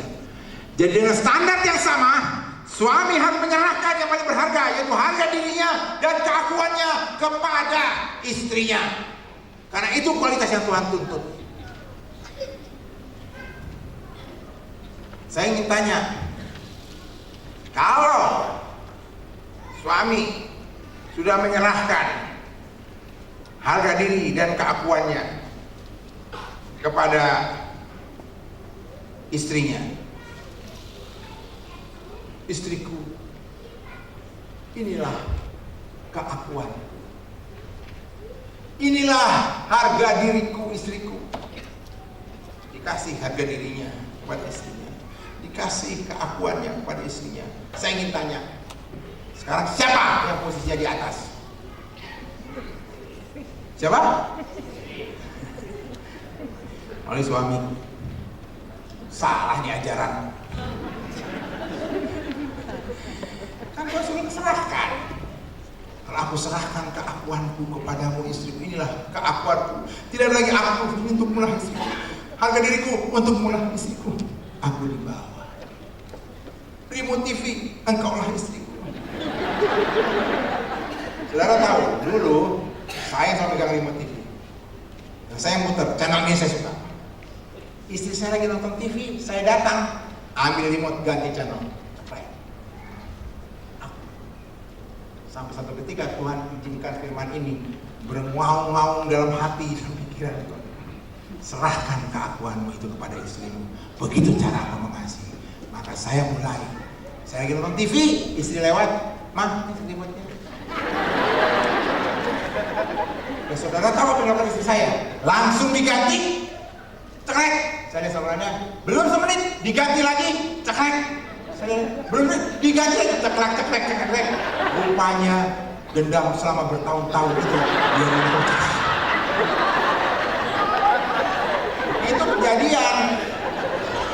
Saya tetap duduk di sebelahnya menonton, walaupun tidak mengerti apa yang acara.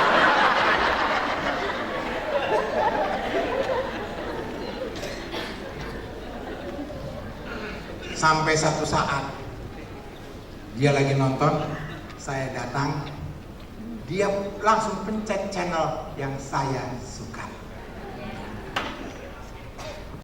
Oh, ternyata kalau saya menyerahkan harga diri dan keakuan saya kepada istri saya, itu akan membuat dia mengasihi saya.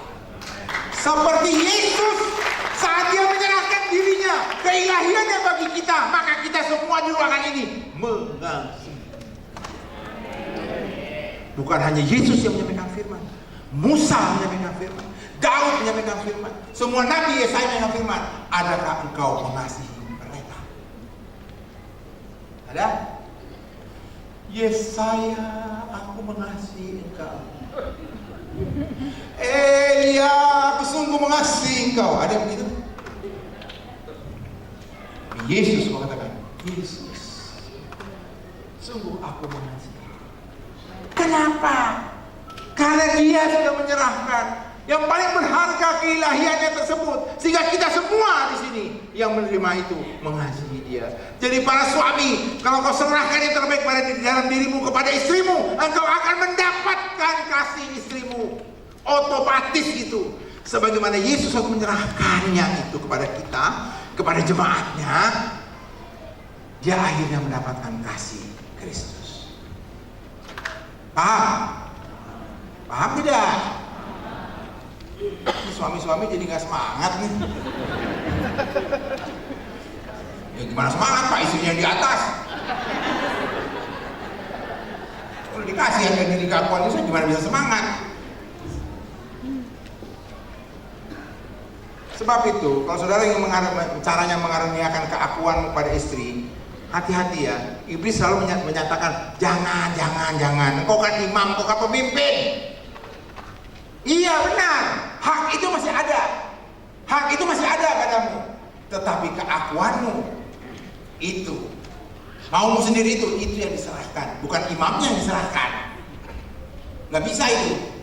Tapi keakuanmu, harga dirimu itu yang kau serahkan. Karena begitu Tuhanmu itu datang ke dunia, menyerahkan keilahiannya itu, menjadi rupa manusia bahkan hamba. Jangan dengar iblis. Dan ubah cara pandang seperti Yesus itu tadi, menolong kita, mengasihi kita, sehingga kita mengasihi dia. Kita juga akan mengasihi, kita akan dapat kasih istri kalau kita melakukan seperti itu. Ada amin? Ada amin bapak-bapak? Para istri ada amin? Kasih itu memberi. Kita berilah pada istri kita yang paling berharga, sebagaimana Kristus menyerahkan yang paling berharga. Tapi Tuhan juga tahu si istri lagi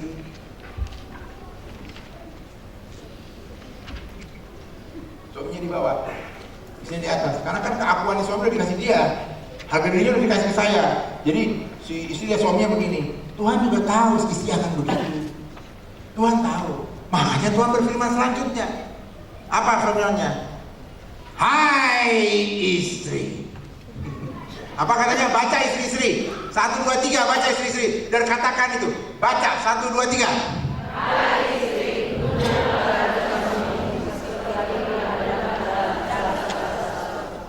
Dalam Efesus dan Kolose firman-Nya begitu. Hai istri, tunduklah kepada suamimu. Seperti apa? Seperti apa? Kepada Tuhan dalam hal apa? Apa arti tunduk seperti pada Tuhan? Kalau kita tunduk kepada Tuhan, artinya apa?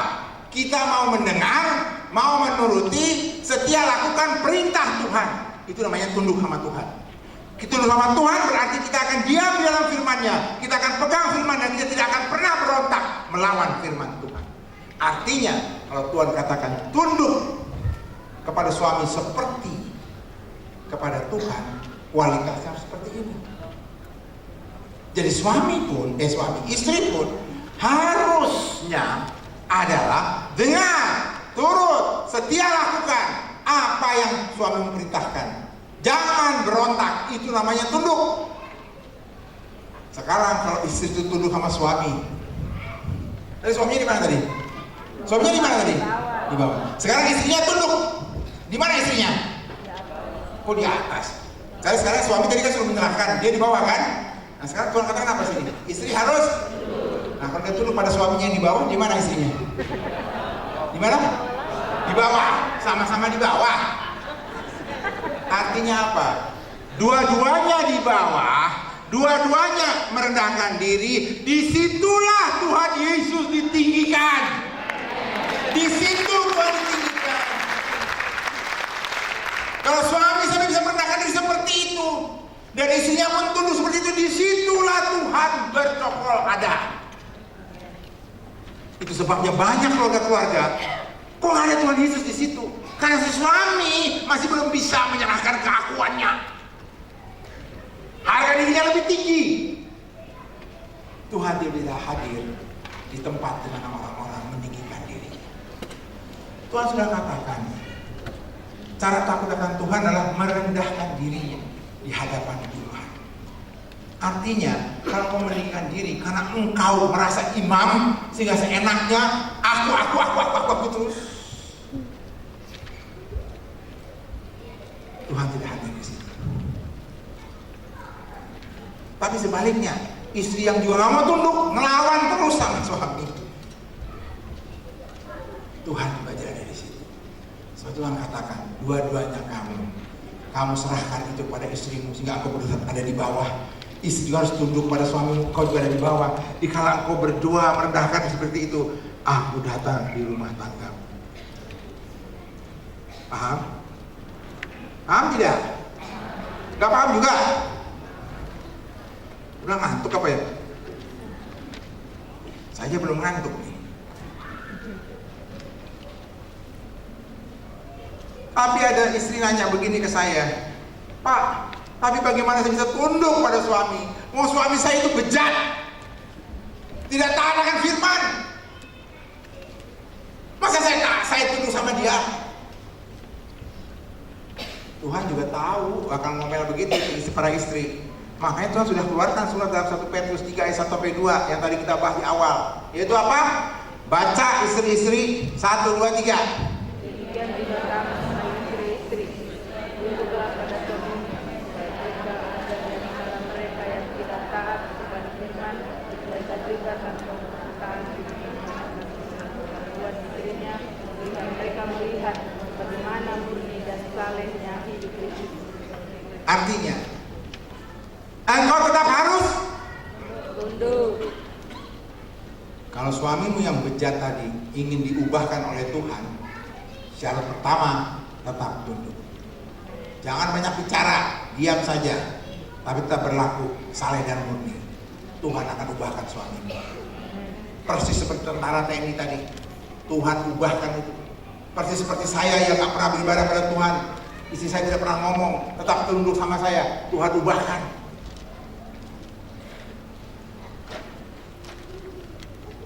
Saya meninggalkan satu perusahaan Amerika. Dulu saya perusahaan Amerika tahun 2005. Saya meninggalkan perusahaan itu. Pendapatan saya dengan segala macam fasilitas dan bonus kira-kira tahun 2005 itu 100 juta per bulan. 2005 saya tinggalkan itu untuk pelayanan Tuhan, karena Tuhan ubahkan saya, karena istri saya itu tetap tunduk, karena dia tetap diam. Dan apa yang ketiga itu, melakukan segala sesuatu dengan saleh dan murni. Jadi bapak jatuh miskin dong? Ya tidak, lebih hebat. Melayani orang, melayani Tuhan itu lebih hebat. Kaya di dalam Tuhan itu bukan artinya berapa banyak harta yang kau punya. Sekali lagi saya kasih tahu, kaya dalam definisi Alkitab bukan berapa banyak harta yang kau punya, tetapi berapa banyak yang bisa kau berikan. Allah kita dikatakan maha kaya karena dia memberi. Kalau dia simpan di deposito, nggak tahu kita dia kaya. Tapi dia katanya Tuhan Allah katanya memberi. Maka kita bilang dia maha kaya. Kaya itu artinya kita banyak memberi.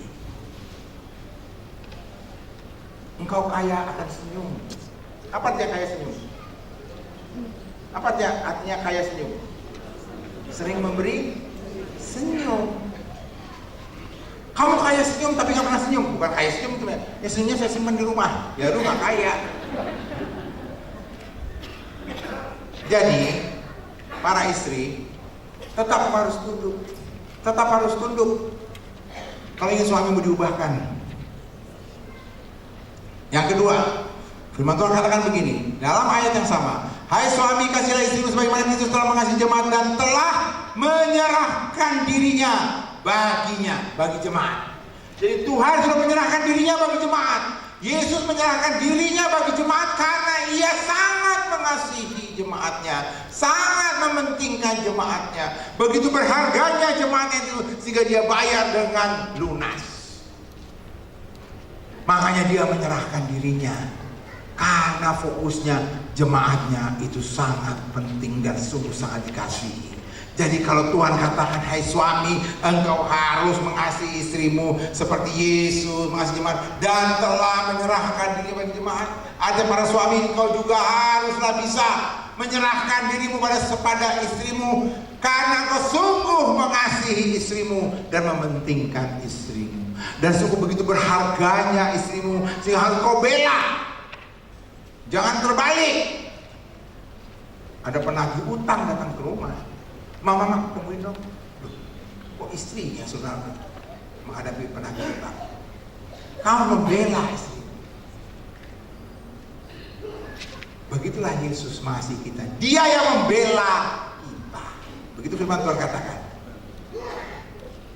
Saudara tahu firman itu? Dia yang akan membela kita. Jadi suami pun, kalau engkau mengasihi istrimu seperti Kristus menyerahkan dirinya bagi jemaatnya, engkau juga harus membela istrimu. Istrimu nggak bisa masak, bela. Bukan iya istrimu ayahnya bisa masak, nggak bisa begitu.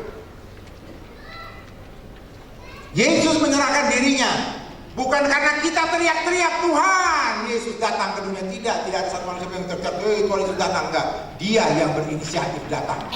Dia yang mengambil inisiatif datang untuk menyelamatkan dan menolong kita semua. Dan hidupnya hanya terpusat pada keselamatan jemaatnya. Nggak ada yang lain-lain. Dia tidak peduli akan dirinya. Disalib deh, dihina deh, difitnah terserah. Tapi mereka semua harus selamat.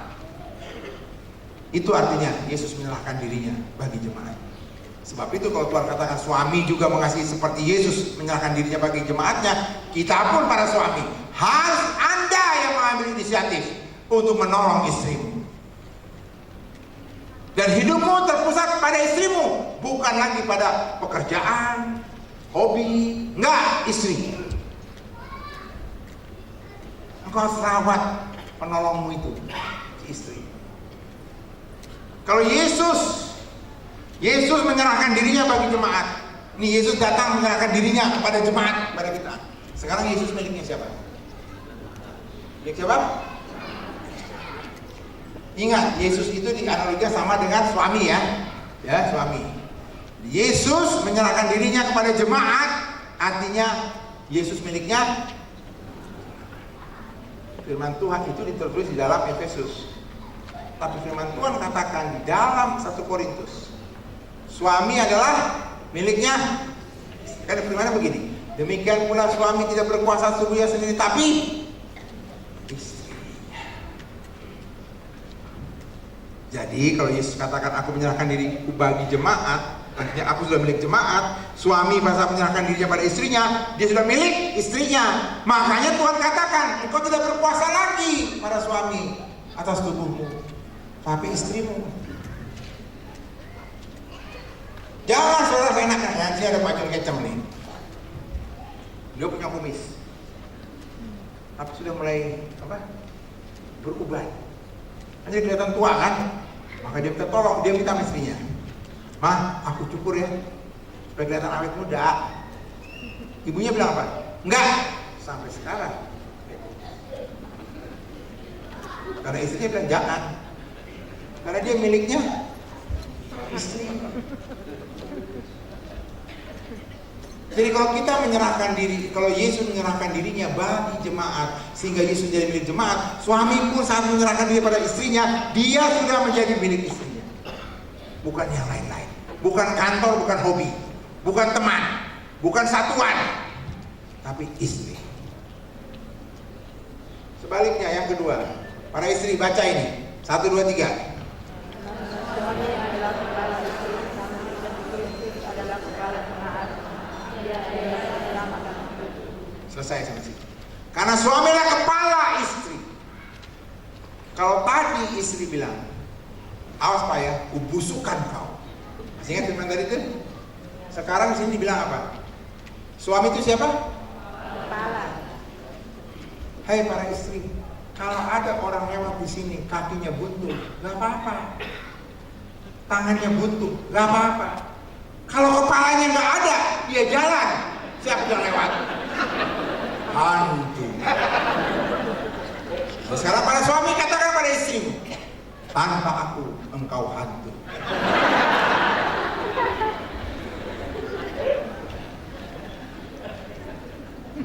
Jadi jangan istri seenaknya ngomong, kubusukan kau. Dan suaminya bilang, tanpa aku hantu kau.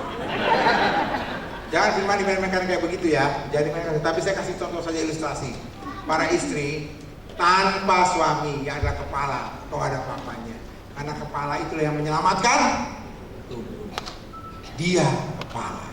Sekarang para istri katakan pada suamimu, engkau kepala. 1, 2, 3 katakan. Ayo para istri, mumpung masih bisa ngomong.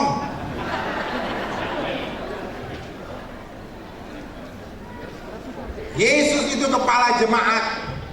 Berarti karena Yesus adalah kepala jemaat, berarti jemaat akui dan terima otoritas Kristus sebagai kepala. Sebelum melakukan apapun, jemaat harus minta izin berkat dari Tuhan. Acara ini dilakukan juga. Saya yakin dan percaya siapapun yang terlibat, dia minta izin pada Tuhan. Kalau enggak bakal kejadian ya acara. Karena dia kepala jemaat. Jadi para istri, karena suamimu adalah kepala, engkau juga harus tunduk. Akui otoritas suami sebagai kepala.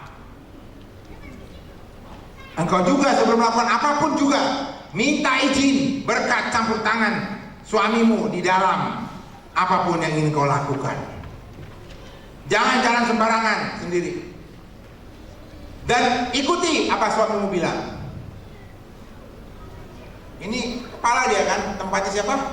Otak. Kalau otak bilang ke kanan, kakimu kemana? Ke kanan. Bisa bayangkan nggak? Otak bilang ke kanan, tapi kakimu maunya ke kiri. Apa yang terjadi?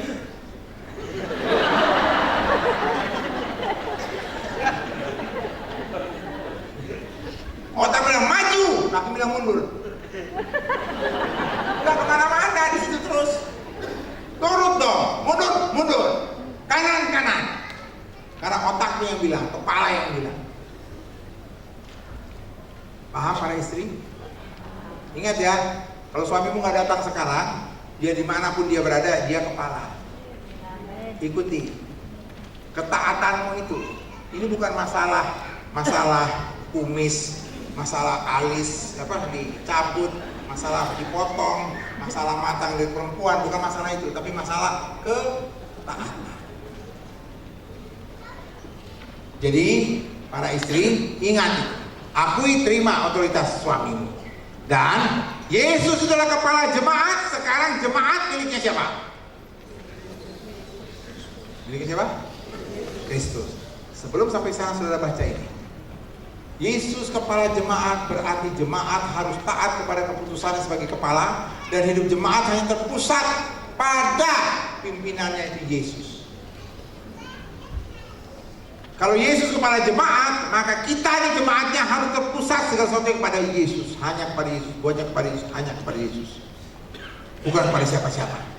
Dan kita harus taat akan keputusannya. Sebab itu para istri, kalau engkau sudah, Tuhan katakan suami itu adalah kepala, maka engkau juga harus taat akan keputusan suami. Dan hidupmu harus terpusat kepada suamimu. Karena memang kau diciptakan untuk menolong suamimu.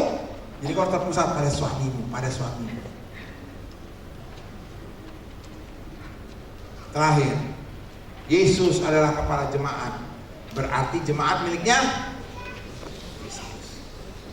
Kalau Yesus kepala jemaat, Yesus itu dianurikan sebagai suami, maka istri adalah miliknya suami.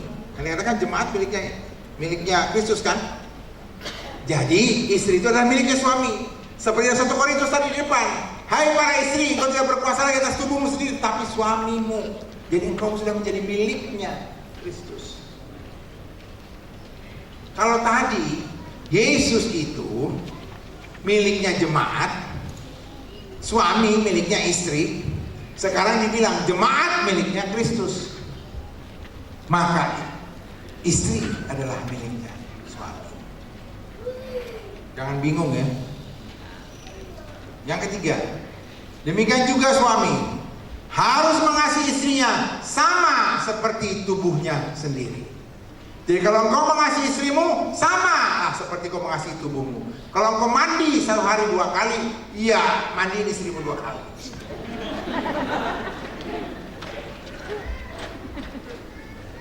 Motormu dibawa ke salon, istrimu nggak pernah dibawa ke salon.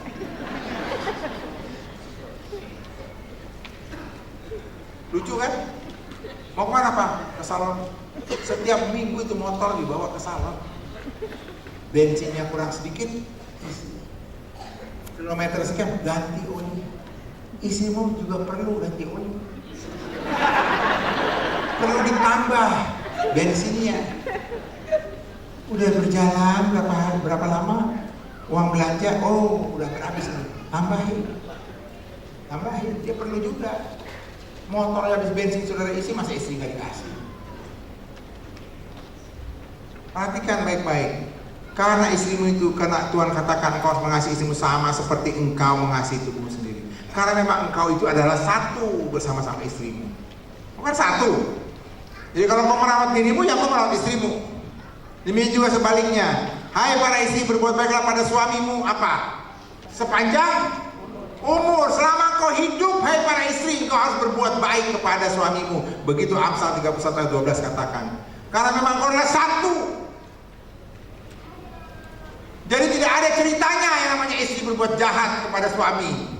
Dikatakan berbuat baik sepanjang hidupmu. Selama kau hidup gitu ya, harus berbuat baik pada suamimu. Hendaklah suami dan istri saling merendahkan diri. Tidak mencari kepentingan sendiri. Tidak mencari puji-pujian. Ini kan aku yang kerja, kan aku yang banting tulang. Jangan seperti itu. Jangan anggap engkau lebih penting, tapi pasanganmu lebih utama. Firman Tuhan katakan begini untuk para laki-laki. Kasih itu sabar. Kan tadi katakan suami harus mengasihi. Maka hukum kasihnya begini. Kasih itu sabar, kasih itu murah hati. Ia tidak cemburu, ia tidak memegahkan diri dan tidak sombong. Ya kalau Tuhan katakan kasihlah istrimu, di situ tertuang. Jangan memegahkan diri. Sebaliknya kalau katakan hai para istri tunduk,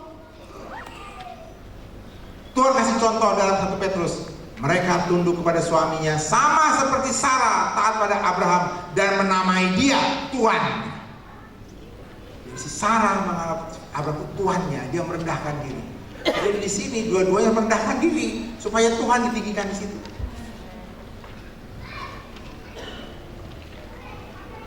Hendaklah engkau saling menghormati. Hendaklah saling menghormati. Si suami menghormati istri, si istri menghormati. Dalam Efesus katakan begini, dan istri hendaklah menghormati. Coba para istri baca nih, 1, 2, 3. Kalau istri menghormati suami, siapa yang lebih tinggi? Jawab? Suami lebih tinggi. Tapi Tuhan pun berfirman pada laki-laki. Baca nih laki-laki, 1, 2, 3.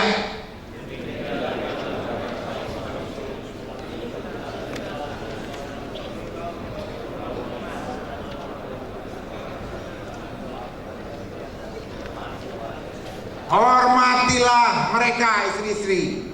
Mana yang lebih tinggi? Suami bilang, istriku, engkau lebih tinggi. Karena Tuhan katakan, aku menghormati engkau. Istri bilang, tidak mas, engkau lebih tinggi. Karena firman Tuhan katakan aku harus menghormati engkau. Saling menghormati. Kenapa? Karena Tuhan katakan di sini kan, dia itu adalah teman pewaris dari kasih karunia dan kehidupan. Nih, karena Allah ingin suami itu saling menghormati karena mereka setara. Teman pewaris dari kasih karunia. Begitu firman Tuhan katakan tadi. Jadi kan yang lebih tinggi. setara di hadapan Tuhan. Cuman fungsinya masing-masing melakukan fungsinya sebagaimana yang Tuhan sudah desain. Paham? Paham tidak saudara?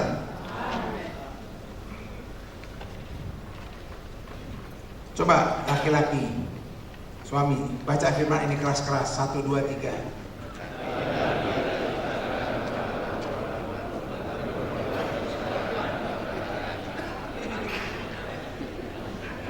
Yang tegas dong ngomongnya. Sekarang ngomong ini tapi menghadap istrinya. Kayak gini nih ngomongnya nih ke istrinya. Hei, laki-laki tidak diciptakan karena kau, tapi kau diciptakan karena aku.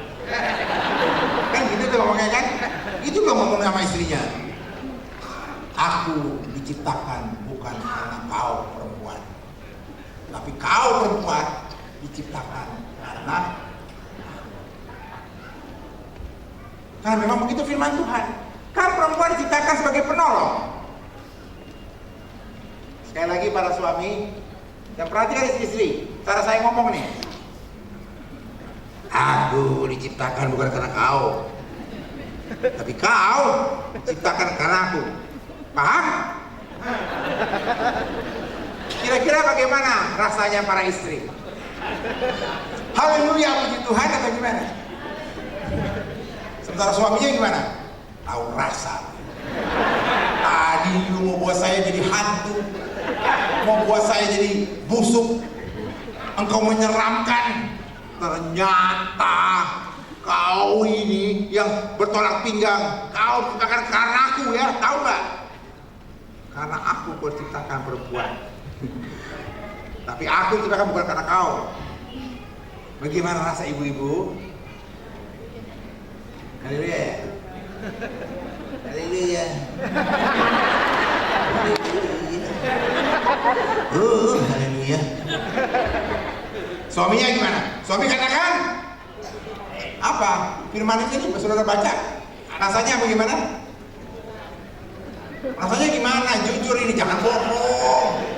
Rasanya gimana? Semangat nggak? Semangat luar biasa. Tapi juga Tuhan tahu istri-istri tertekan saat suaminya bilang, aku diciptakan bukan karena kau, tapi kau ciptakan karena aku. Tertekan itu para istri-istri. Makanya Tuhan menyambung firman di Korintus 11, 1 Korintus 11 ayat 9 ini. Baca ibu-ibu ya, yang keras. 1, 2, 3 nih.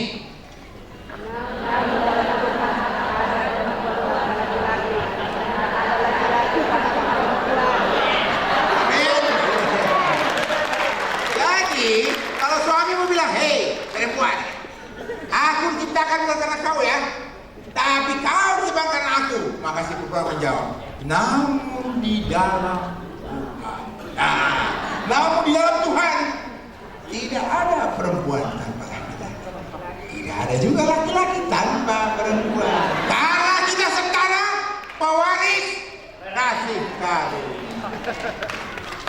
Ada amin? Indah gak Tuhan kita?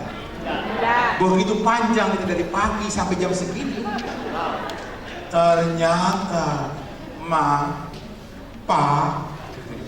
kita setara tempat pewaris kasih karunia. Maaf ya. Mau apa sekarang iblis? Mau apa kau? Hah iblis? Hah? Mau apa? Hari ini Tuhan sudah melawat aku, sudah menjamah. Siapa yang merasakan jamahan Tuhan hari ini? Angkat tangan. Kita sudah membahas ini tadi.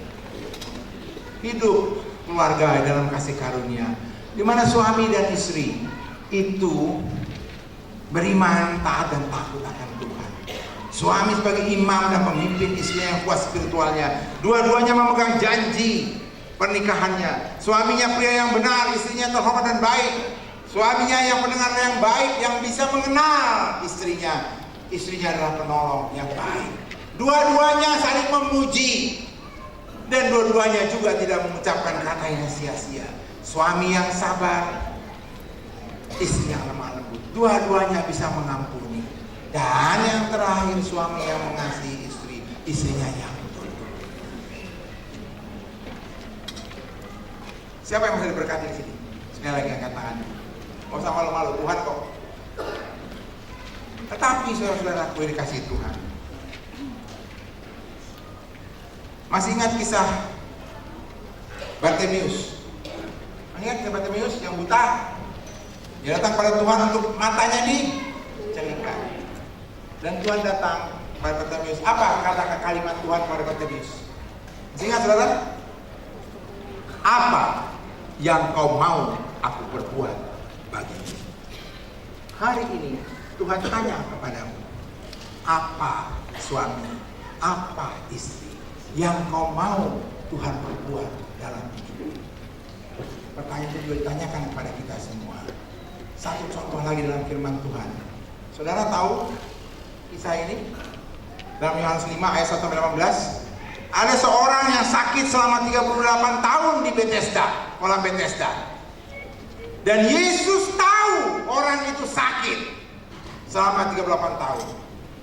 Tetapi kalau Yesus datang ke orang itu, Yesus tahu loh dia sakit. Apa kalimat Yesus padanya? Yang pertama kali. Apa? Maukah engkau sembuh? Loh, katanya Yesus tahu dia sakit. Kok tanyanya maukah? Ya jelas dong 38 tahun sakit. Ya masa nggak mau sembuh sih? Ya jelas mau sembuh dong. Ini maksudnya Tuhan Yesus apa sih? Nanyanya yang bener aja. Saya 38 tahun sakit. Kok ditanya mau sembuh? Ya jelas mau dong. Tapi maksud Tuhan pada saat menyampaikan firman ini, dia membuka. Ternyata itu orang itu tidak benar-benar ingin sembuh. Kenapa? Dia berkata begini, orang itu berkata, tidak ada yang menolong aku, mengangkat aku ke kolam. Itu alasan pertama. Alasan kedua, kalaupun ada yang mengangkat ke kolam, sudah terlambat, karena orang lain sudah banyak datang.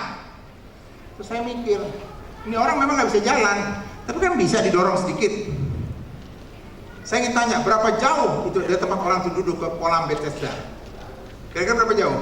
100 km. Saya kasih contoh, kalau orang datang, gak usah angkat, dorong saya 1 cm 1 hari. Berarti 1 tahun berapa senti? 365 cm. Itu berapa meter? 3,6 meter setahun. Kalau 10 tahun 36 meter. Kalau 30 tahun 100 meter. Jadi lebih dari 100 meter didorong akan sampai. Kenapa tidak sampai dia ke sana? Karena ternyata ini orang tidak sungguh-sungguh ingin sembuh. Memang sakit, tapi dia merasa nggak sakit. Sekarang Tuhan berkata kepada dia, pada saat dikatakan, maukah kau sembuh? Dia katakan, iya. Apa kalimat Tuhan berikutnya? 1, 2, 3, baca tuh. Bangkitlah, angkat tindamu, berjalanlah. Itu yang Tuhan perintahkan. Sekarang saudara-saudara ditanya sama Tuhan, yang tadi angkat tangan tadi. Siapa yang mau dilawat Tuhan di zaman Tuhan? Angkat tangannya. Angkat tangannya. Jangan malu-malu, angkat tangannya malu-malu. Pertanyaan Tuhan, maukah benar engkau dipulihkan? Jangan bilang, ya mau ya, nantilah di rumah lah. Sama kayak ini. Maukah keluargamu diberkati? Maukah anak cucumu diberkati? Maukah kau dipulihkan? Maukah hidupmu lebih, keluargamu lebih indah, lebih penuh kasih karunia? Mau? Maka kau berkata, bangkitlah. Bangkit! Bangkit berdiri, maju ke depan, angkat tilammu. Kita lihat yang angkat tangan tadi. Benar nggak mau bangkit? Saya undang saudara-saudara